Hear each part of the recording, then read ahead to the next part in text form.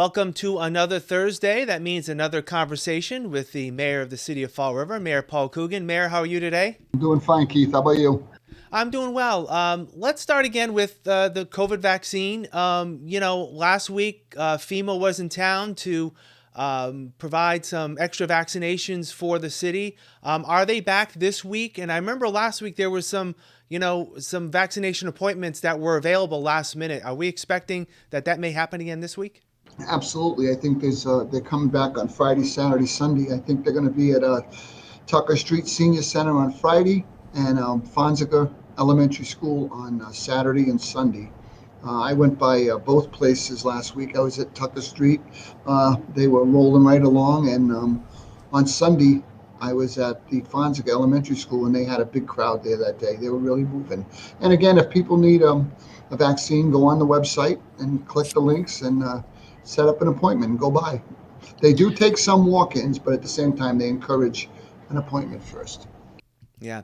And I know, there's been a lot made over the past week or so that, a high number of people have been vaccinated and that we're at a point where in some locations there are actually more supply than demand, meaning that, they're looking for people to take part. Are you hearing that as well in terms of, the vaccination sites across the city? We're doing better, but as of as of April 16th, I think we had vaccinated 41,000. We had 41,000 doses in Fall River, and 27,000 people had their first dose, which is about 30% of Fall River. So we have more work to go, and we're trying to get people in there to get vaccinated.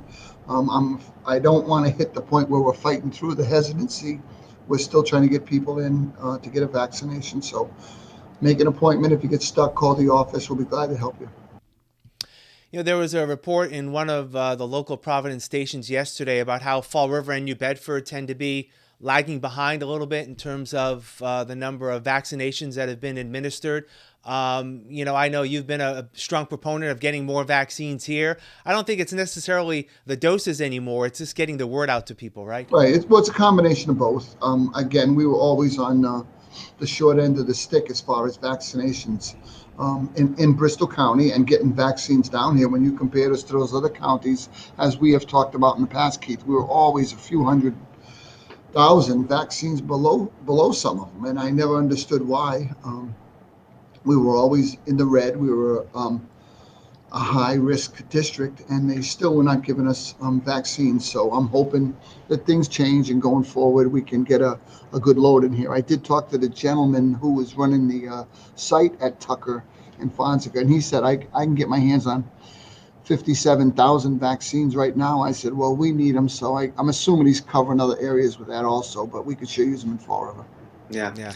All right. So again, if you are interested in getting a vaccination, just go to, is it the city's website where people can also get the link? Is that available? Yeah. If not, go to it's CIC, go to the Department of Health, and we'll get you there. If not, call the office. We'll be glad to help you. All right. Very good. Yesterday, there was a post on the Fall River Police Department Facebook page, which was put up unintentionally. It was pulled down. It had to do with the conviction of Derek Chauvin in the George Floyd murder case. The police chief came out yesterday, made a statement. You did as well. Just for our audience, can you just summarize, your thoughts about that post and what it may mean for the police department? Well, it's very, very disappointing.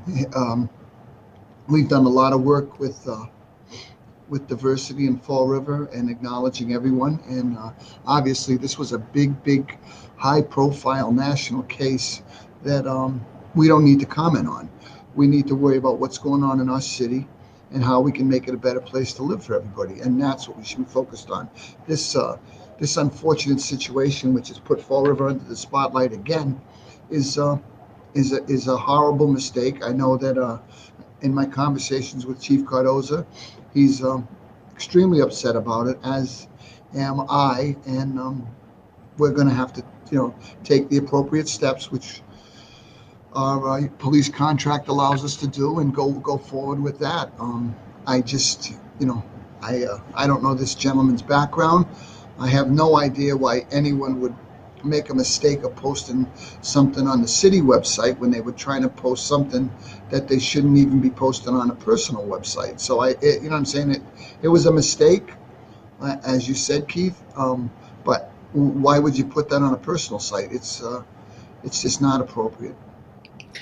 Does that also lend to potential further training for police officers? I know the chief has done a lot of this, and I know you've been involved as well, making sure that that community relations piece is solid between the police and our community. Is this something that may set the department back a little bit and require more training? Well, I don't hope I hope not, but I hope it leads to more training. I hope people understand that social media is not a place to express your opinions. I think social media can talk about your birthday party or where you walked your dog and what you're doing on Saturday night. That's fine, but at the same time, getting into political statements or opinions is just not appropriate, and it leads to these kind of situations. I mean, 99% of the time, if you go through my Facebook, and I have a lot of friends, I just post stuff about what I'm doing or where I'm going, and I'm just trying to keep in contact with people. But I don't really get into, too much of a discussion about what I feel about this, that, and the other thing. I mean, this trial was it just opened up the whole country, and I don't know why we would even want to wade into that. It just doesn't make sense to me. Speaking of a trial, the trial of former Mayor Jesus Correa is going on in Boston. It began this week, and we will let that whole trial play out in and of itself. But, the city had faced a black eye from the former mayor's actions and his arrests, and now the trial is putting the city again sort of in a negative light. Do you feel the city has turned around at all in terms of its perception when it comes to to those incidents of a couple of years ago? Well, I think in relation to governance, it has. I mean, we work very, very hard up here to make sure we try to stay above board and on the straight and narrow. We're not, I mean, I'm not looking for anything. I have no needs. I want people to know that when we make a decision on what's going on in the city, it's on the merits. And sometimes people have been unhappy with decisions we made, but we're trying to do the right thing for the city. We're trying to deal with our federal and state delegations, and I believe that we've rekindled those relationships, and people know that we call them up, and if we need support in an area or they can help us with something, they usually dive right into the battle with us. So that's what we need in Fall River. We need good working partnerships to turn the city around, and I think you lead by example. How I try to do my job every day and what I try to do, I want people to follow. I'm in here early every day. I usually stay till 5. Some days I might try to sneak out at 10 or something, but other than that, we're in here working all day long trying to do the people's business, and that's what this is about, making Fall River a better place to live. I think that's what we have to focus on. That the former mayor's problems look like they're moving towards some kind of a resolution. I'll say it 100 times. I don't wish bad on the guy. I think he may have to pay for legal mistakes he made. But the sooner we get this process wrapped up, the better the city's going to be. We don't need to talk about this. We don't need to be in the news about this. It's time for Fall River to get in the news for other things. All right. And speaking of the city, today is actually Earth Day, but the city is going to be celebrating this weekend with a cleanup on Saturday, and then the movie, drive-in movie on Saturday evening. And it looks like the weather's going to be beautiful. So, Mayor, how can people get involved with the cleanup if they haven't, done so already? To have them help us out at 10 o'clock. We'll be down here in the parking lot out next to the post office, divvying up sections of the city and where we're going to go.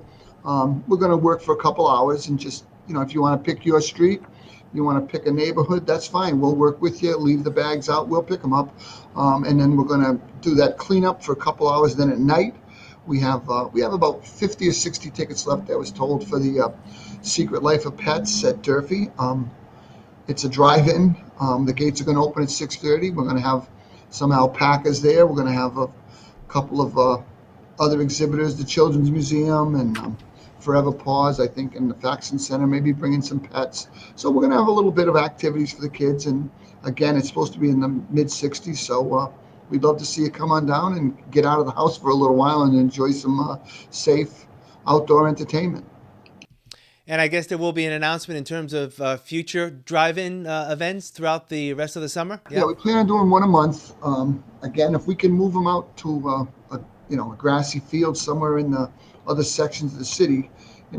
Somebody was commenting on why we go to Durfee.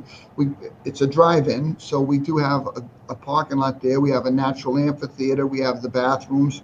We have an indoor area if somebody gets in trouble. We have power, so it's very easy and convenient. We don't want to make people go all over the place. It's only at Durfee, but we do want people to drive there. We don't really accommodate walkers. So if you want to go, come on by, and hopefully we'll see you Saturday night. All right. Sounds good. All right, Mayor, as always, thank you. We'll talk again next week. Have a great weekend. Okay, Keith. Thank you. All right. And thank you for joining us here on FRC Media. I'm Keith Tebow. Have a great rest of your Thursday.